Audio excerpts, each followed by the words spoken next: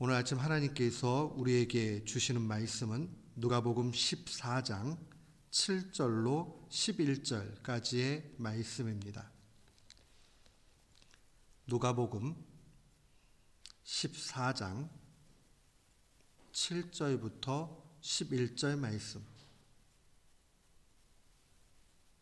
우리 같은 마음으로 함께 7절부터 봉독토록 합니다.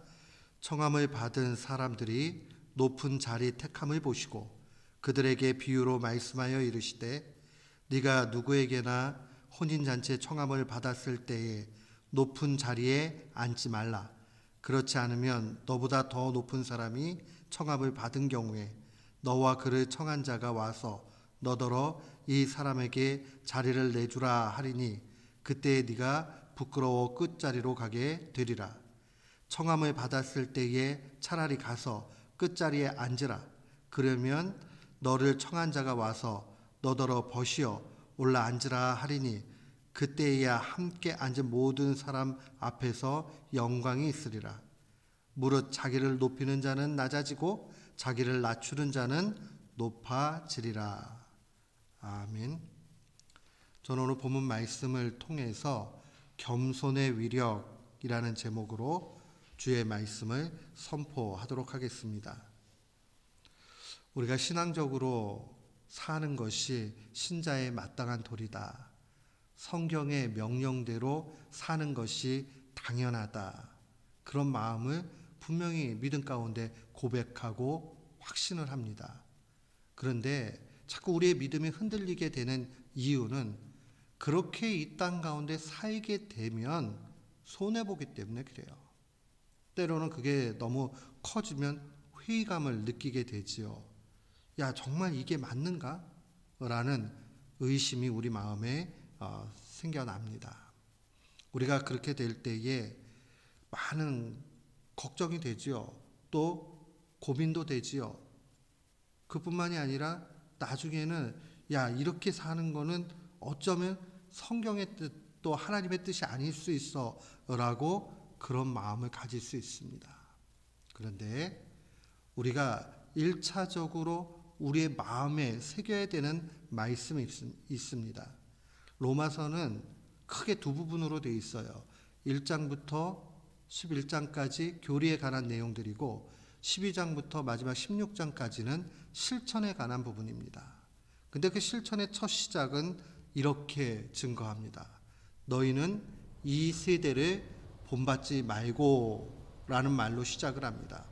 이 세대를 본받지 않는 그 삶이 우리에게 요구되는 겁니다. 그런 의미에서 생각을 하면 우리가 신앙적으로 성경적으로 살아가는 그 가운데 갈등이 되는 것 당연하고 그 갈등이 그렇게 큰 문제는 아니다라는 것을 먼저 마음속에 간직해야 됩니다. 만약에 우리가 하나님의 뜻대로 살고 성경의 인도함 받는 대로 그렇게 순종해서 살아가는데 이 땅과 너무 잘 조화가 돼가지고 갈등이 없다. 그러면 그 어쩌면 가짜 신앙일 수 있습니다. 타협을 하게 되면 갈등이 없어요. 근데 올곧게 그대로 가게 되면 어려움이 있기 마련입니다. 오늘 우리가 고백하고 있는 이 누가복음 14장의 전체 말씀은 세상의 원리와 다르게 사는 것, 다른 말로 이야기하면 성경 뜻대로 성경의 원리대로 살아야 된다 하는 것을 주님이 가르쳐 주십니다. 그 앞부분에 보면 안식일에 선을 행하는 일들, 그것이 잘못되었는가 하는 겁니다. 3절 말씀 보면 주님께서 이렇게 말씀하시죠. 율법 교사들과 바리새인들에게 안식일에 병 고쳐주는 것이 합당하냐 아니냐. 이 율법학자들이나 바리새인들은 자신들의 그 원리에 따라서 믿음에 따라서 안식일에는 병 고쳐서도 안 된다 이런 마음 갖는단 말이에요.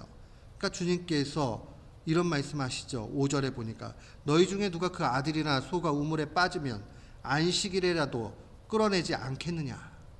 그렇죠. 누구든지 자기가 그렇게 겪게 되면 그거 노동이라 생각하지 않고 당연히 끌어내죠.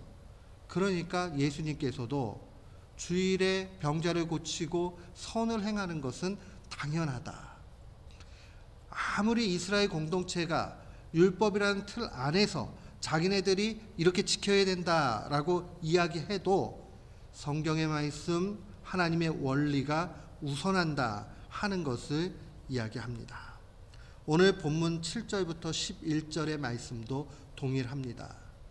이 잔치에 청함을 받았어요. 근데 어떤 사람이 가서 가장 높은 상석에 앉게 됩니다. 이 유대인들은 우리 문화와 매우 유사해요. 그래서 모든 좌석이 똑같은 게 아니라 상석과 상석이 아닌 부분들로 나뉘어집니다. 근데 이 사람이 그냥 자기 생각에 나 정도 되면 높은 자리에 앉을만 하지 라고 하고 자리에 앉았어요. 그랬더니 나중에 좀 지나고 나니까 자기보다 더 높은 사람이 오게 되면 주인이 와가지고는 죄송한데 이분이 더 이 자리가 맞습니다 라고 하면 자기는 당연히 그 자리에서 일어나야 되겠죠. 그러면 다른 사람들은 다 자기의 그 클래스에 맞는 그 자리에 다 앉는단 말이에요. 그러면 자기는 결국은 그 사람들하고 다 바꿀 수 없으니 저 말단석에 그렇게 앉을 수밖에 없다라고 말씀하십니다. 그러면서 이 비유의 말씀을 하시면서 10절에 보니까 차라리 가서 끝자리에 앉으라. 그러면 너를 청한 자가 와서 너더러 버시어 올라 앉으라. 상석에 앉으라고 그렇게 되지 않겠느냐. 그러면 비로소 영광을 얻게 된다. 주님이 이 말씀은 단순히 윤리적 차원에서 겸손하면 손해보지 않아 라는 뜻으로 말씀하시는 정도가 아닙니다. 그것보다 오늘 성경적인 의미에서 이 겸손이라는 것은 세상에 이익이 될 만한 가치, 원리, 세계관, 인생관 이거 뒤로 하고 겸손히 하나님 앞에, 하나님의 말씀 앞에 자신을 내려놓으라는 말씀입니다. 자기는 생각할 때 난 상석에 앉을만해. 1세기에 이 성경이 기록되어져 될 이 당시의 유대 공동체 안에서 겸손이라는 말은 그렇게 인기 있는 단어가 아니었습니다. 오늘날로 이야기하면 약간 비굴한 것 같이 그렇게 그 사람들이 여겼어요. 그래서 일부러 뽐내고 그 자리에 상석에 앉으려고 하고 하는 게 세상 사람들의 모습이었습니다. 그러나 주님은 우리에게 명확하게 말씀해 주십니다. 결국 마지막 때에 칭찬을 받고 마지막 때에 상을 받고 하는 것이 중요하다라고 주님께서 말씀하시는 겁니다. 그래서 우리 읽지 않았지만 뒤에 14절에 보면 그리하면 그들이 갚을 것이 없으므로 네게 복이 있으리니 이는 의인들의 부활 시에 네가 갚음을 받겠음이라. 이게 앞에 어떤 내용이냐 하면 자신이 잔치를 열어요. 그러면 아주 가까운 사람, 권세 있는 사람, 내세울 만한 사람 그런 사람들 초청하지 말고 소외되고 없는 사람들 초청해라. 그 말씀을 하세요. 왜 그러느냐? 있는 사람들은 어차피 그러면 내가 또 한번 덕을 봤으니까 내가 또 이렇게 이 사람한테 초청을 해야지 하면 그 초청 받으면 결국 내가 선을 행한 거나 선을 받은 거나 똑같으니까 마지막 때에 상급 없다는 겁니다. 그러나 아무 힘도 없는 사람, 소자, 연약한 자들을 섬기게 되면 결국 마지막에 이 부활 시에 의인들에게 하나님께서 베푸시는 은택이 있다는 겁니다. 사랑하는 성도 여러분, 우리는 이 사실을 마음에 간직해야 되겠습니다. 우리가 이 땅 가운데 세상의 가치에 마음이 움직여지는 것이 아니라 영원한 나라, 우리가 부활의 그 영광 가운데 들어갔을 때에 그때에 하나님께 받을 상급을 생각을 하고 나아가야 되겠습니다. 오늘 이 말씀 우리의 마음속에 깊이 간직하십시오. 11절 말씀 한번 봅니다. 무릇 자기를 높이는 자는 낮아지고 자기를 낮추는 자는 높아지라. 이것을 넓게 적용해서 해석하면 세상의 원리대로 사는 사람은 망할 것이요 하나님의 말씀대로 겸손히 사는 사람은 결국 마지막에 주님께서 높이시고 상급 주신다 하는 것 기억하면서 주 앞에 나아가야 되겠습니다. 오늘도 내일도 이 말씀 가운데 날마다 승리하는 귀한 교우들 되시기를 주의 이름으로 축원합니다. 아멘.